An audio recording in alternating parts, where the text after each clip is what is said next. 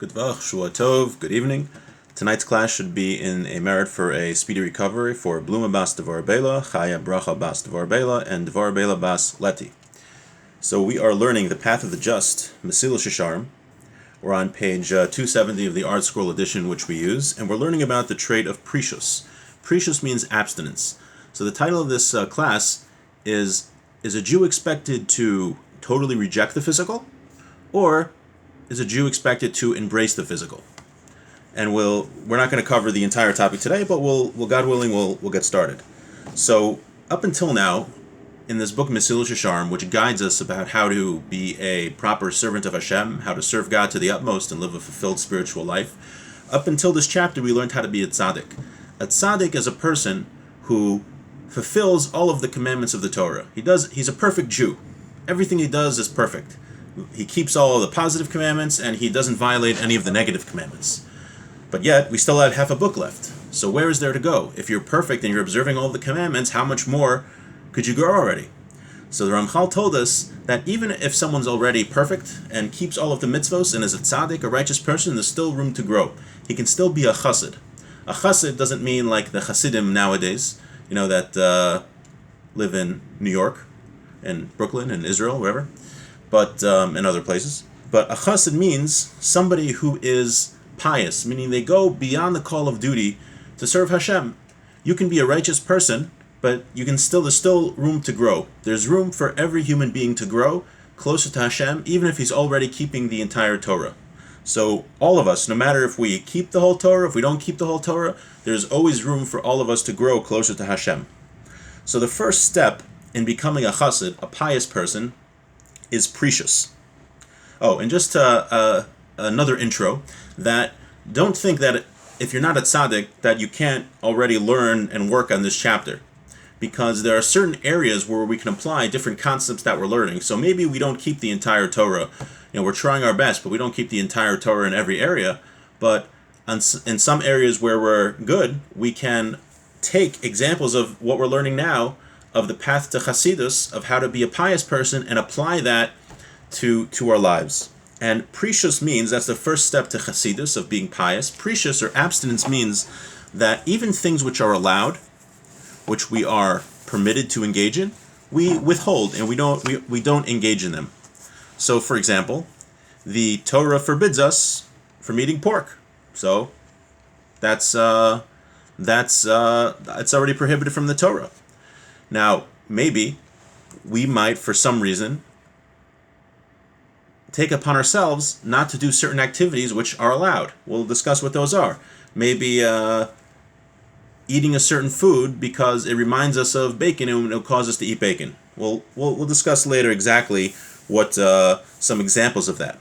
But let's just start what the Ramchal has to tell us about precious, about spiritual abstinence.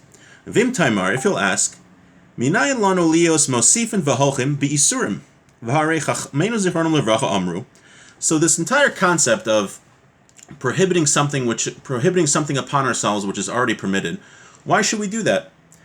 Didn't the rabbi say, Lo dayecha masha asar Torah she'ata bala esar alecha dvar macherim? Isn't it enough what the Torah already forbids you to do, that you have to add more things? Right? We look at the Torah, many things are prohibited, right? Even though when we follow the rules of the Torah, we live a spiritual life and a holy life, it's nevertheless, many things are prohibited. So Chazal ask, why would you add more things to prohibit upon yourself?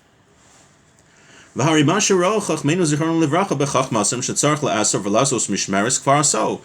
the rabbis already wanted to prohibit, they did already. Right? We know that in the Torah there are certain commandments which are prohibited biblically, and certain commandments which are prohibited rabbinically. For example, we said last week, cooking meat and milk together is a biblical commandment. It says in the Torah, Lo sevashel gadid b'chalev imo, don't cook a calf in its mother's milk. Now chicken, the Torah never prohibited chicken and cheese. So while a veal parmesan sub is biblically prohibited, a chicken parmesan is not biblically prohibited, but the rabbis later came along and said, chicken and meat look very similar, and we're worried that if we allow chicken parmesan, then people are going to eat veal parmesan. So the rabbis came along and prohibited someone from eating chicken parmesan. So the Ramchal here is bringing a point that the Gemara is saying, if the rabbis already forbade chicken parmesan and prohibited whatever they wanted to prohibit, why should an individual add more restrictions upon himself?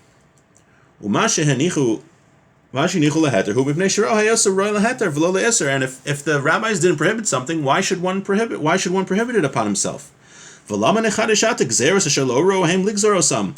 in the world would you add more injunctions against yourself that the rabbis didn't add? Furthermore, if you're going to start prohibiting things upon yourself that are allowed, there'll be no end to it. A person will be tormented and bereft. He's not going to get any benefit from this world. Our rabbi said,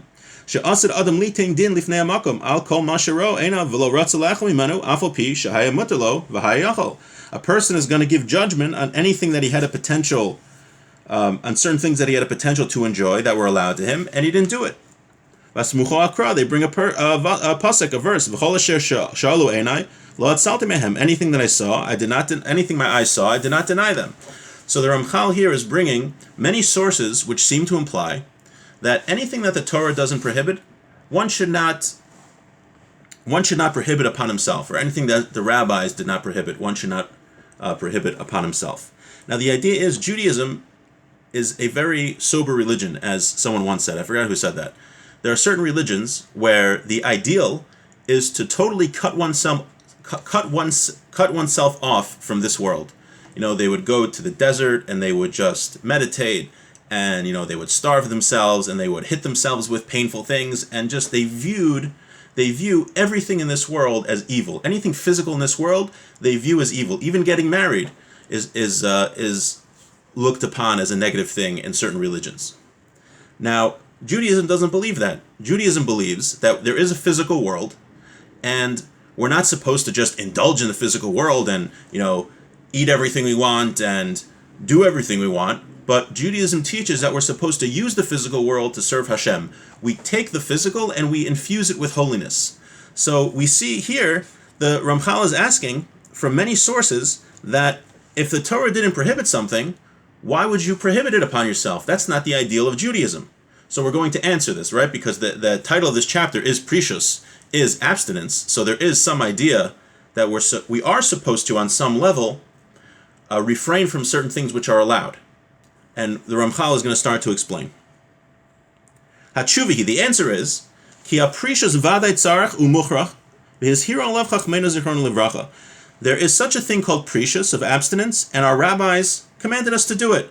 So the rabbis actually commanded us to put restrictions upon ourselves, even things that the Torah didn't say. Now, like what? Humash Nemar, it's what the Torah says, Kedoshim Tiyu. There's a commandment in the Torah, in Leviticus, be holy. What does it mean to be holy? Prushim Tiyu, you should abstain from things.